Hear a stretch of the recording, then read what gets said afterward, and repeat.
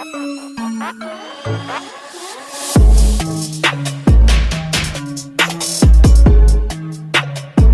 hey there, little buddy. You need to get out of the way or you're gonna get smushed. What's up, everybody, and welcome. We're actually headed out of the shop here. We're gonna go down the road, look at a Regal. I guess it's not shifting. And we're gonna head back here.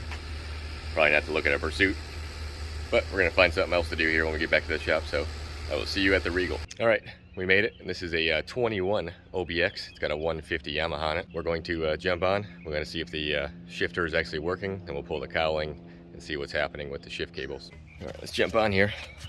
First, we want to look at, we push this indent here. This is our neutral only. Make sure our throttle cable is working. Feels normal. Now, if we just push it, we should be able to shift. All right, feels like everything's moving. Now let's check under our cowling and see what's happening. All right, so we got the cowling off here. This is our shift cable. Looks like when it's in neutral, it's lined up perfectly. Here's our throttle cable. So let's shift it and see where this thing ends up. All right, so I just put it in forward and it's moving just like it should be. Let's try to put it in reverse. It should go all the way back here. All right, so our cable is moving. Looks like it's moving back and forth just like it should be. So let's put it down in the water some here and start it up and see what it does. All right, let's turn our key on. Let's fire it up, see what she does.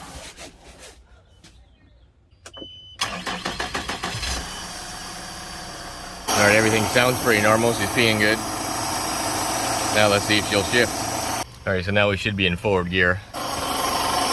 Look right here, we should be. We got nothing. No prop movement at all. We'll put it in reverse. Same thing, nothing. You can rev it up. It doesn't even try. Turn that off. Well, unfortunately, this one can't be fixed on the lift. The shift cable is moving. We thought maybe the shift cable broke or something went bad there, or it's misadjusted. That's not the case with this one. It's actually broken at the gear case or something. Clutch dog or the shift shaft, something has broken. Everything is moving on top, and we got good shift and throttle here at the binnacle. So unfortunately, gonna have to get towed back into our shop so we can pull the gear case and see what happened. Let me put everything back here and I'll see you at the shop. Well, all right, we made it back here. Let me run inside. We'll go find out what's next. Well, we've been tasked to work on a 42. Jim walking up to me right here. He's gonna help me. We gotta pull this door off. It's got a broken mechanism. We'll show you when we get there. Hi, Jim. Hey, there's a 42. That's not the one we're going to, though. We're going to this one. We got our wagon. Let's jump in the boat here. The wind's pushing it that way, for sure. Completely. No, I'll just jump. Alright, Jim's here with me just because these doors are heavy. We're gonna have to take them off. If you look, they need to be shimmed. They're a little too loose on top. Plus, this door here, they're supposed to lock out like that. This one, the pin's broken. So we're gonna take all these doors off, adjust all of them so everything's working correctly, and replace this pin here. Those things come out. We're gonna take them all? Yep, take them out. Just remember that's the outside. The notch goes to the wall.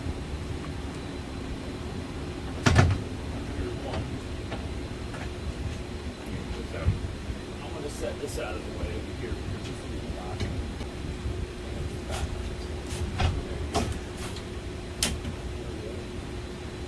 Try to get in the head with it. Here's door number 2.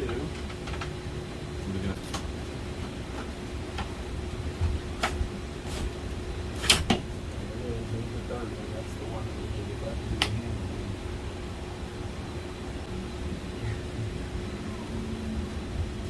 Got that? Yep. Look at this way. You got it ready? Yep, I got it.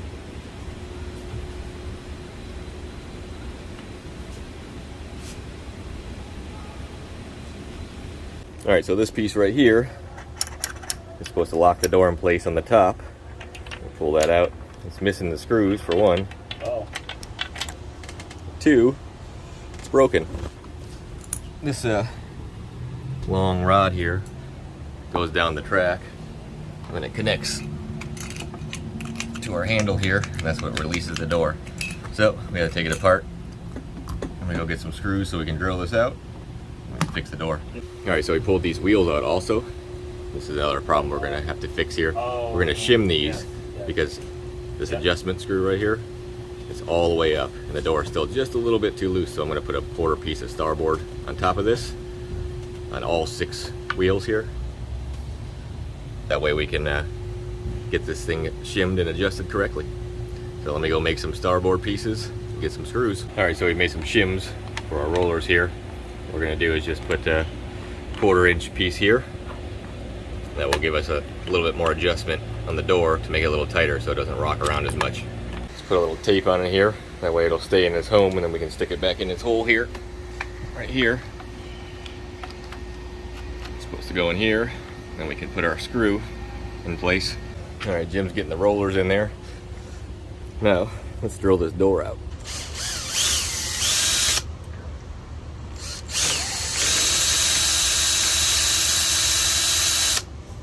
All right, so this thing being aluminum, so the camera focus here, huh? I'm just gonna crank this screw in and it'll make its own threads.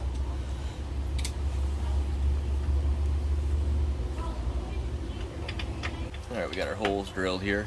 Stick this down the hole and catch it on the other side. So the bar just slides onto this tab right here. That's why you can just pull that down. I'm gonna pull on it, go. Yep, working good. All right, so this door's done, we can put it back up. We just got these 2 other ones to shim here. We don't have to fix this piece on the other ones.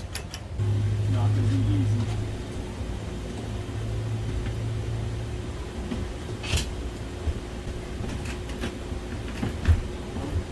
Got that? Order, I'm like, you go first to last, and then this one has your holes. This is the way it came out. I put them back so that we didn't mess them up.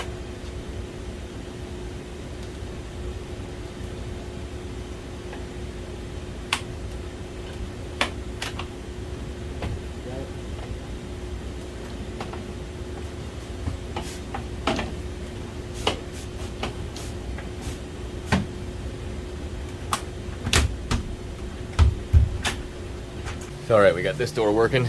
She's shimmed, ready to go. Now let's move on to our next door so we can shim the bottom.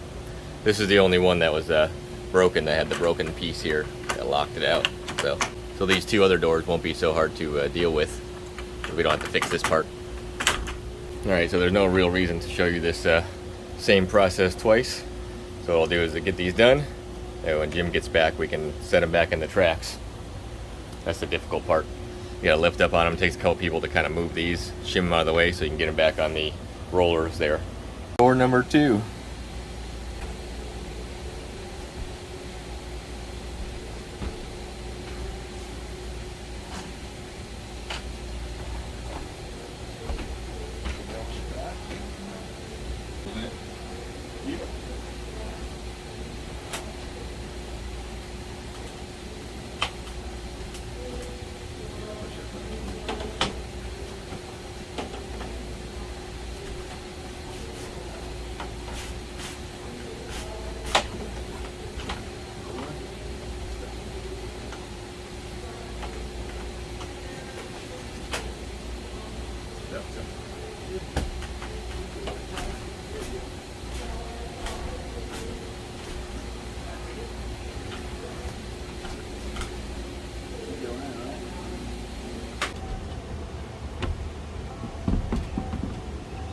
Now you're gonna have to get in there with those rollers.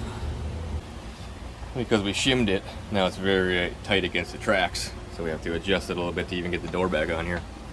No, yeah.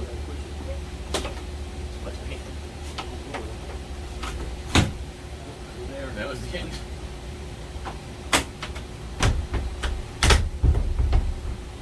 Yeah, so we gotta adjust this up so it'll catch, since we made the doors all go up, and then we just lock this one down in place. So it's probably kind of a little bit off just because of that, yeah. So I just gotta go down a little bit, or I mean, we're probably, there you go, like 1/8 of an inch or a 1/16 of an inch difference from it touching right here, see it? All right, I think we got her all adjusted now. Looks like our door is working perfectly. The latch is lined up.